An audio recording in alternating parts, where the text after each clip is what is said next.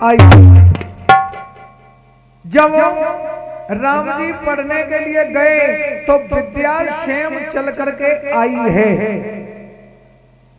यहाँ पाई नहीं लिखा, यहाँ क्या लिखा है कि गुरु के पढ़न गए रघुराई और अल्पकाल विद्या सब आई। थोड़े ही समय में विद्या राम जी ने पूर्ण कर ली।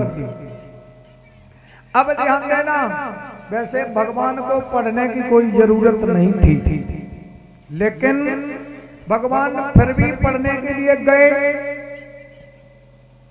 क्यों? इसलिए भगवान ने संसार में यह दिखाया है कि मैं मर्यादा पुरुषोत्तम हूं। मानव के लिए संसार में मर्यादा क्या है? अपने बड़े बूढ़ों का आदर करना, अपने से बड़ों का सम्मान करना, अपने गुरु के सामने गुरु के चरणों में प्रणाम करना। अगर माता पिता के पास है तो माता पिता को प्रणाम करना। भगवान होकर के भी राम जी ने अपने गुरुदेव को, अपने माता पिता को प्रणाम किया है।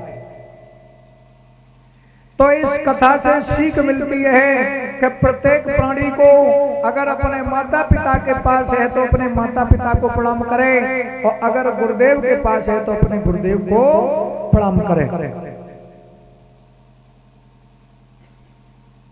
गोस्वामी तुलसीदास बाबा जी लिख रहे हैं रामचरितमानस में, ध्यान देना कि प्रातः काले उठी रघुनाथा,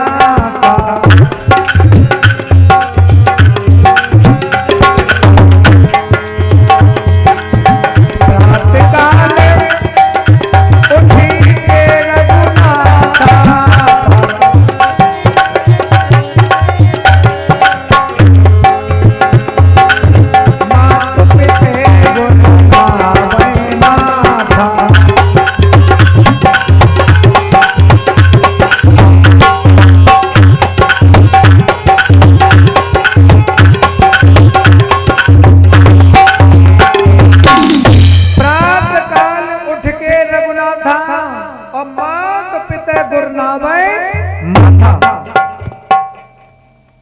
आप लोग ध्यान देना, पैर छूने का भी एक नियम होता है। पहले पैर छुए जाते थे तो लोग लेट करके प्रणाम करते थे, सामने साष्टांग लेट जाते थे। सिस्टम चेंज हुआ, फिर लोग पैरों को छूने लगे, और सिस्टम चेंज हुआ तो लोगों ने परियों को छुआ, और परियों को छू करके मस्तक से नहीं लगाते, सीना से लगाते। इसका मतलब क्या है परीक्षित महाराज?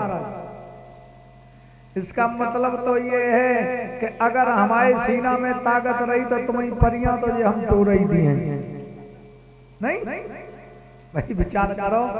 लेकिन याद रखना, ऐसे पैरों को छूने से कुछ नहीं होगा। अब तो पैर भी नहीं छूते हैं लोग, और सिस्टम चेंज हुआ तो लोग सीताराम करने लगे, राधे श्याम करने लगे, टाटा हाय बाय भगवान जाने क्या क्या करते। ये भी नहीं रहा, अब तो लोग